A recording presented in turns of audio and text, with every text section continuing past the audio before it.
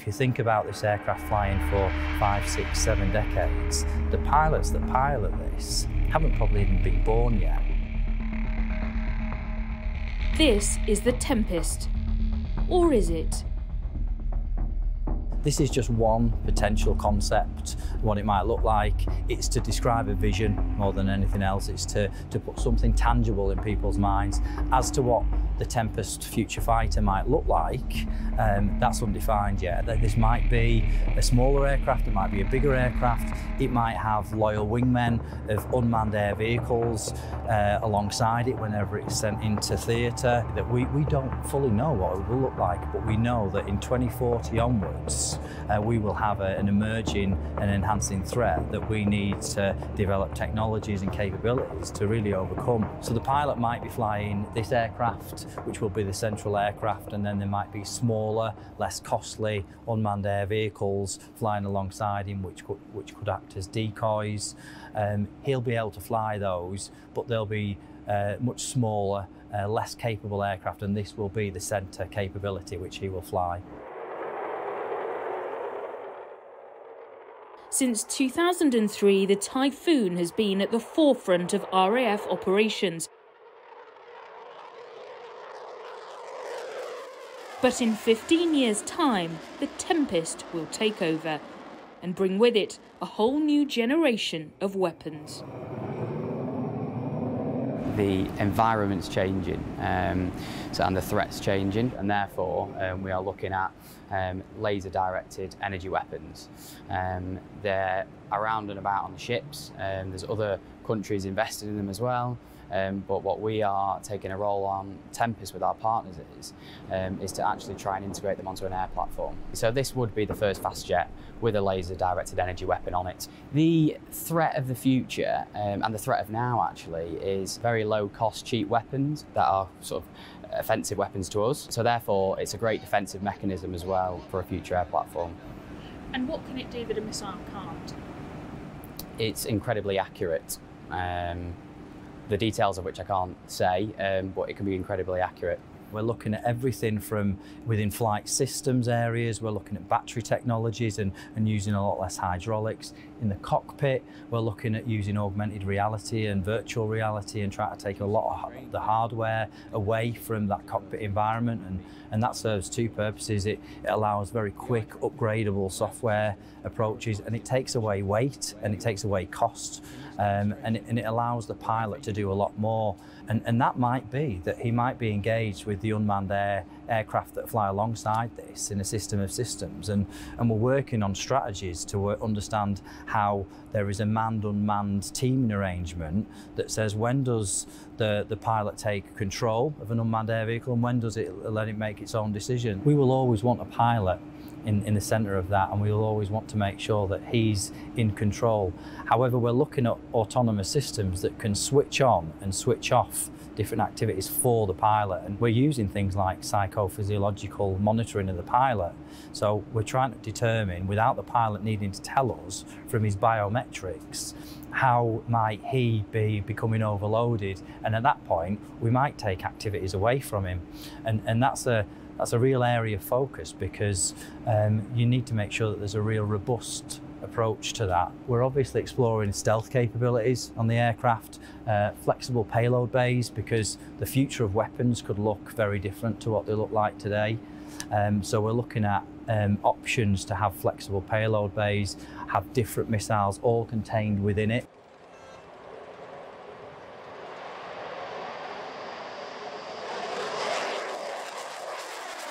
We've got to do this in timescales that support Typhoon going out of service, which means that we've got to do this in half the time. So when we get to a key milestone, which is 2025, where we go through a final investment decision, we'll have 10 years to get this into service. And that's a real challenge. And we've got as the whole industry is probably an ageing demographic in engineering, that you need to transfer the capabilities into the younger generation. So we'll do that, but another part of this is making sure that that younger generation is also bringing new ideas and new ways of working, because we're well aware that if we do the same things we've always done, we're not going to do this in half the time and significant cost reduction. If you think about this aircraft flying for 5, 6, 7 decades, the pilots that pilot this haven't probably even been born yet. Some of them may have even just started school, but that's as far as it will go, because this will go into service in 2035 and will probably fly out well into the 2070s, 2080s. For BAE Systems and the other manufacturers working on this project, they understand just how important the Tempest is to the future of British defence. It feels like a once-in-a-generation opportunity, and the whole team know that. The whole team know that they're working on something that is probably unprecedented. The challenges that we're trying to overcome are unprecedented, but it's really exciting, and the team feel a sense of responsibility. Yes, it's right at the cutting edge and we're trying to push it as fast as we can, but we also know there's a lot of technology that we don't even fully understand yet. So we're building it to try and future-proof it so that it's easily upgradable.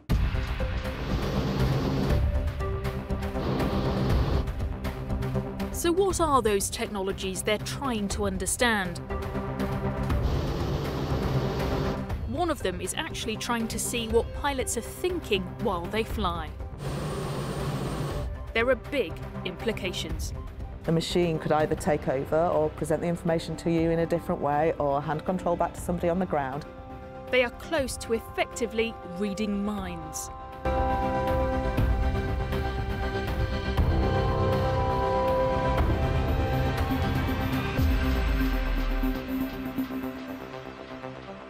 What you've got in front of you is an EEG cap. So these used to be monstrously huge things, whereas now, as you can see, it's quite mobile.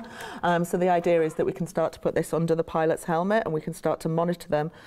First of all in the lab, so we've been using it to do this task here. It essentially represents the piloting tasks.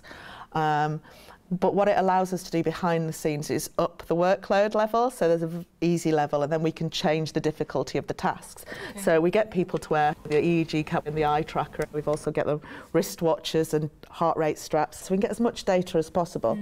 And we get them to do low workload, high workload, different types of tasks. And what will that research result in? Ultimately in the pilot's helmet, so live during the flight we can start to see when they're getting overloaded, if they're getting stressed, things like that. And you can't do that at the moment? At the moment it's very much subjective opinion. It's up to the pilot what they think is going on, and data is captured in a debrief session afterwards where people discuss what happened, whereas this you can get objective data. This has got 24 channels on it that fit all over the head, and it's recording at 500 hertz. So it's a vast amount of information that can show quick changes in what's going on in the brain. Can I try it on? You may. Okay, I'm sure this is going to be a great look. Okay. So is this like CCTV for the brain, essentially? Almost. I mean, unfortunately, it's not as clear as CCTV. I mean, it's a lot of different band waves that come off and a lot of data, a lot of just numbers, essentially. So we need a lot of help trying to understand what it's actually telling us.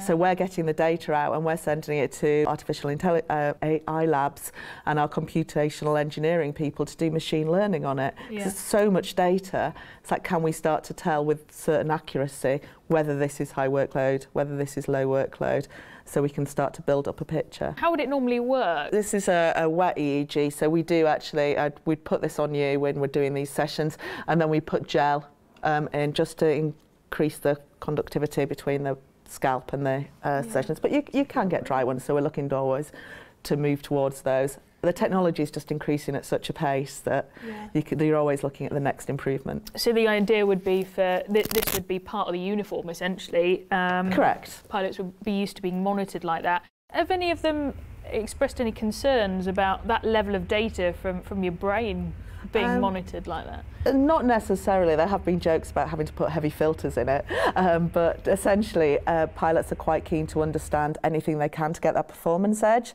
So if they start to understand more about what they're doing and how they're doing it, or bits they may be better at than others, or they may be struggling, then they can focus their training accordingly.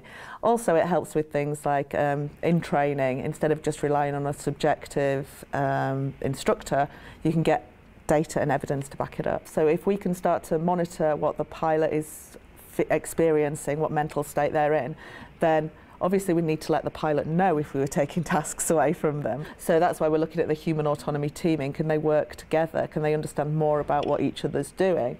So yeah, if you start to get overloaded, so for example, when you see the videos of air crash investigations and all the alarms are going off and the pilot seemingly hasn't noticed, if we could sense that in your brain that you haven't processed that information, the machine could either take over or present the information to you in a different way or hand control back to somebody on the ground. These are all within the areas of possibility for a future fighter. The machine takes over can be a loaded phrase. So how are they going to work out when and what it does? A lot of the workshops we're running at the moment are very much looking at what we're calling a concept of control, of who should be in charge of what. Often people are tempted to automate things just because we can. So as human factors specialists, we're coming in and saying, no, hang on, is it something we should automate? Is there something that we still ultimately want the pilot to be responsible for and ultimately involved in those decisions?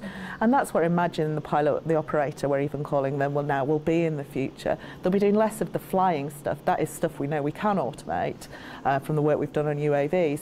But in the future, the operator is going to be there as the decision maker. The idea is that the system will give them as much information as they possibly can, and the pilot will be there to make the decisions and have that human input there. You're monitoring so many different parts of the brain. What else will you be capturing? What would it reveal?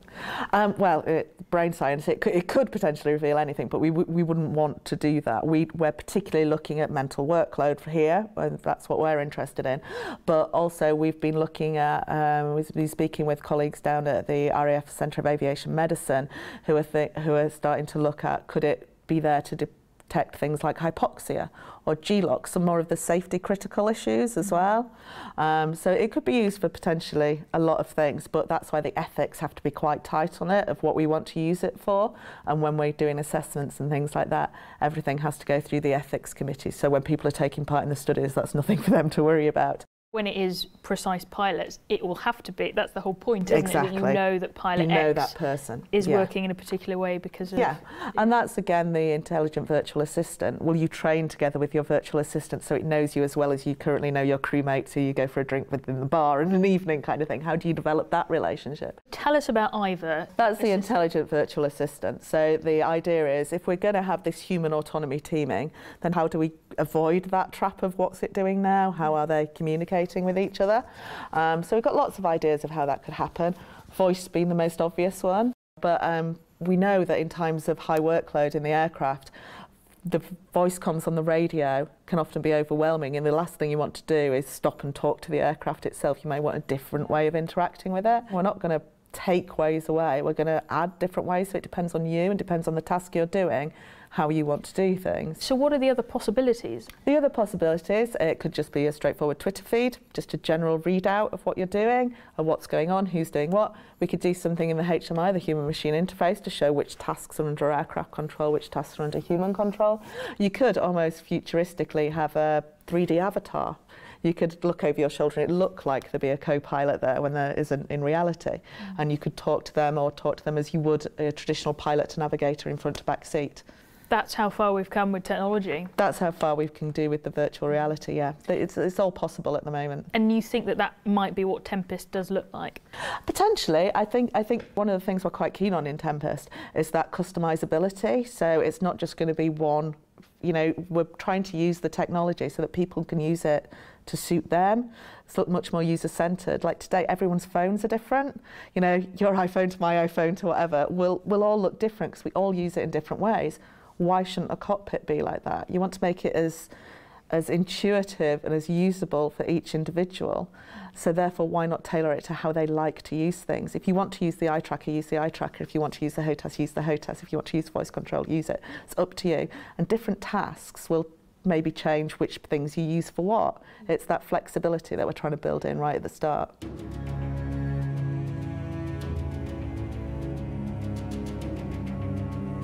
The big surprise about the cockpit of the future is there's nothing there. One of the things we're looking at for Tempest is a software reconfigurable wearable cockpit, the essence of which is in our Striker helmet. So this is a Striker 2 helmet that's currently in test flight on Typhoon. If you just want to pop that on. But now as you put that on, you should see in front of you your actual displays. Yeah, You can just be able to see the outside world. You can still see me, you can still see through it, so you will be able to see the real world outside you, but we can overlay a lot more information on top of it. Yeah. So information that would be traditionally shown on displays here, we can actually put outside. Because you're in the virtual world, everything's potentially display space. So if you look up above your head, for example, at the moment, you should see another display there.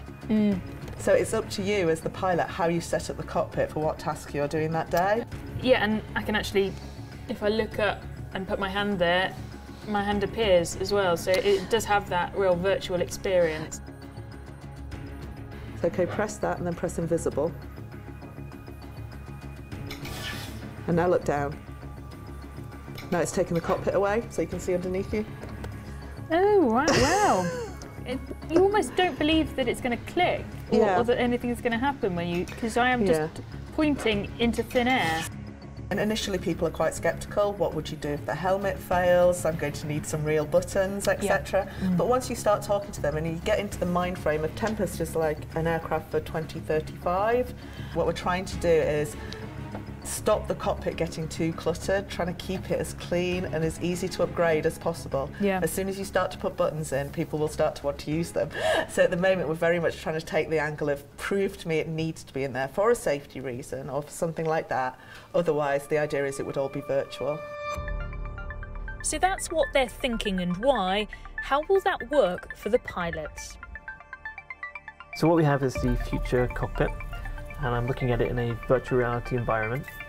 And one of the biggest features we're looking at is eye tracking. So what that allows us to do is rather than have multiple interfaces per display, we can have one set of controls and operate multiple displays of that. So I can look at an image, and wherever I look, I can zoom in and out on that specific part very quickly, very intuitively, without moving a cursor around. I can look at different buttons inside the cockpit and activate them. And I can do all this without moving my head, just with my eyes. So other than the eye tracking, we also have the ability to put our interfaces outside the cockpit. So using hand tracking, I can actually move a UI from down below up to anywhere. We also have the ability to put our UI or controls onto our hands. So you can see I can bring screens from my arm, but I can also look at my watch and get my physical state. So I can see my heart rate, I can see the time. I might be able to get my blood sugar levels and ability to monitor my own health status. And you can actually see your hand. I mean, does that work if I put my hand in? Would that show up? It should do, yeah. Oh yeah, there it is. And I get a watch as well. You should see a wand coming out of your finger, your index finger. So oh, I see, yeah. What our human factors team have looked at is the idea of extending the ability to look into the environment with your index finger. So now I can keep my hands nice and low, like you are, and actually point at the screen to select stuff. So what we can see here is a hologram that we've turned on. Now we're used to traditional flat interfaces. Here we're actually able to make a 3D interface. You can see where I am with the white focus, and I'm able to see my other aircraft around me. I can see my fleet of UAVs ahead of me, and I can look over to the coast, see some ships, and get a sense of 3D depth now. I can look at these MES domes that we call the missile engagement zones and see that actually real 3D objects floating in front of me. So there's nothing out of reach for a future pilot now in terms of having all the information and being able to see everything? Absolutely. It's got 100 times more challenging because we've got so many more capabilities we can develop for, but at the same time so many more opportunities for the pilot to make things so much better for them. So you've seen all the possibilities, but the experts have questions about the implications, including, do they need a pilot? If you could essentially have a hologram in the cockpit with full 360 degrees, not just horizontally, but in every direction, full vision, so that a pilot could be sitting as Reaper crews are, back in a control station, not undergoing the physical stresses, then that is almost another further leap down the science fiction route, which sounds almost technically possible now. So if you were to have the hologram in the cockpit, it would do two things. Firstly, the aircraft could perform at far more extreme G-forces, because humans are a limiting factor. And then second, if the pilot is not worried about keeping the aircraft in the air because it's flying either automatically, remotely, or partially autonomously, then when it comes to the operational weapons aspect, the pilot will be much more, have much more brain capacity freed up to do that, simply by having the hologram in the cockpit and having the human being sitting on the ground, not with those extra stresses upon them. I do wonder if part of the reason for putting so much effort into having a human in a cockpit is because for 100 years, since the Knights of the Air, the First World War pilots and rear crews, since they fought over the trenches in Europe, there's been this notion of the heroic aircrew pilot figure, and every chief of the air staff since then has been a pilot or aircrew, and it seems that that's part of the RAF culture.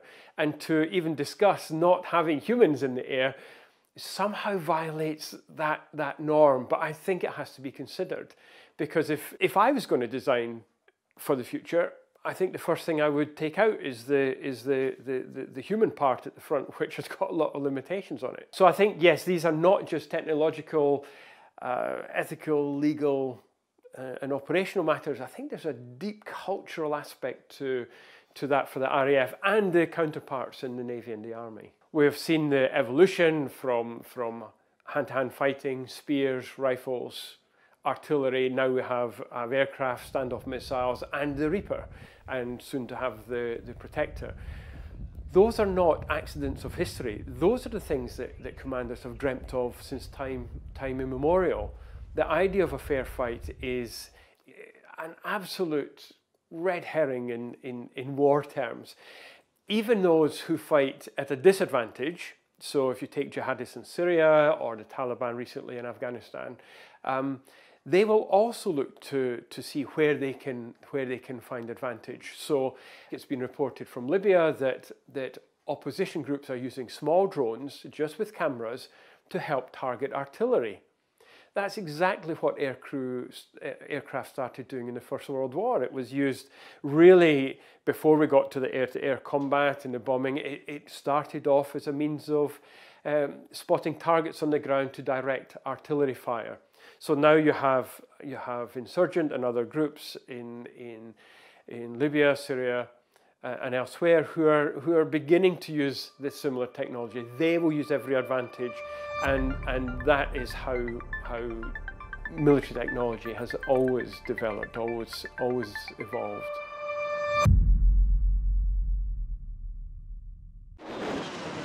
If you enjoyed this video, don't forget to like and subscribe to our channel.